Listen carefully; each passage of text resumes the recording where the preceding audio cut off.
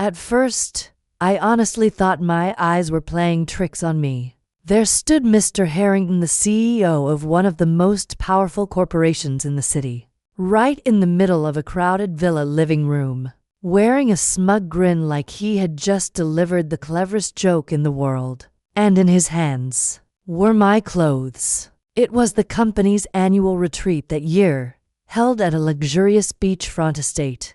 The air smelled faintly of salt water and grilled food drifting in from the patio. Music hummed softly in the background while co-workers lounged around the living room, relaxed from a long afternoon of sunshine and wine. My husband, Daniel, had come along for the weekend.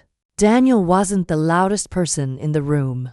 He didn't dominate conversations or chase attention. He had a calm presence, steady, thoughtful. While I had built a fast-moving career in corporate strategy, he had always been perfectly content supporting me from the sidelines. Anyone who met him noticed his quiet warmth immediately. We were in the middle of a light-hearted team game when Harrington suddenly decided to take control of the moment. With exaggerated laughter, he reached into my overnight bag sitting beside the couch, pulled out a pair of my designer jeans, and tossed them across the room toward Daniel. "Catch, Daniel," he called out loudly. Daniel caught them instinctively. Harrington smirked. "Maybe one day you'll be able to buy her jeans like these," he added.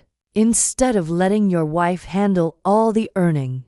The words landed like stones in the room. A few nervous laughs flickered in the air, but most people suddenly looked down at their glasses or toward the floor. My face burned with humiliation. This wasn't some careless joke between friends at a bar. This was our CEO, using my clothes, my career, and my marriage as a punchline.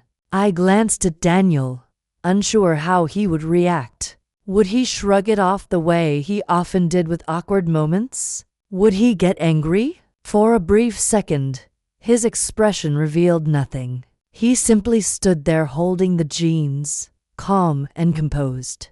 Then I noticed the faint smile that appeared on his face, the one he wore when he was about to shift the energy in a room without raising his voice. He stepped forward. "Thanks for the gesture," Daniel said evenly, holding the jeans loosely in one hand. "But these aren't just pants." His voice was calm but carried clearly through the room. "They represent years of my wife's hard work. Every late night, every sacrifice she made to build the career she has today." The room fell completely silent. "She earned them," he continued, "and everything else she has." Daniel glanced briefly at Harrington. "If you think tossing them at me will make me feel small, you're mistaken." He paused just long enough for the words to settle. "All it really does is remind me how proud I am of her." The silence deepened. The weight of his calm response hit harder than any angry reaction could have. But Daniel wasn't finished. He stepped slightly closer, his tone sharpening just enough. "And since we're talking about contributions," he added, "maybe it's worth mentioning that my wife was the one who secured the last client contract." A few people in the room exchanged glances. "The same deal that added millions to this company's revenue." Daniel looked around the room. "You couldn't have closed it without her. Everyone here knows that." For the first time that evening, Harrington's confident grin slipped. His expression tightened. "That's enough, Daniel," he muttered. But the atmosphere had already changed. The room's attention had shifted completely. Daniel turned away from him and faced the others, his voice softening again. "We all came here to relax and enjoy ourselves," he said. "But success isn't about titles or who speaks the loudest." He gestured gently toward the room. "It's about the people who keep working quietly behind the scenes. The ones who don't need to tear others down just to feel important." Several co-workers nodded.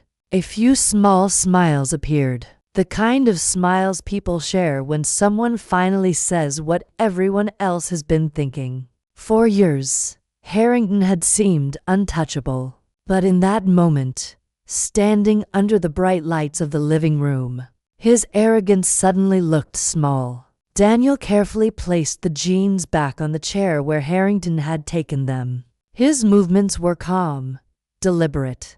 Then he looked at me. There was reassurance in his eyes. Without another word, he walked toward the bar and poured himself a drink. The room buzzed again, but the energy was completely different now. Soft approval, respect, even admiration. Harrington stood there for a moment, red-faced and clearly shaken. Then he muttered something about needing to answer emails and disappeared down the hallway. The tension lifted instantly. The rest of the evening carried on more easily, but no one forgot what had just happened. Daniel wasn't simply the supportive husband anymore. Everyone had seen his quiet strength. Later that night, back in our hotel room, I wrapped my arms around him. "You were incredible," I whispered. "I never imagined anyone would stand up to him like that." Daniel held me close, resting his chin gently against my hair. "I wasn't going to let him treat you like a joke," he said softly. "You've worked too hard for that." In that moment, I realized something important. Not the villa, not the clothes, not even the job. What mattered most was the man standing beside me, the one who saw my worth clearly and defended it without hesitation.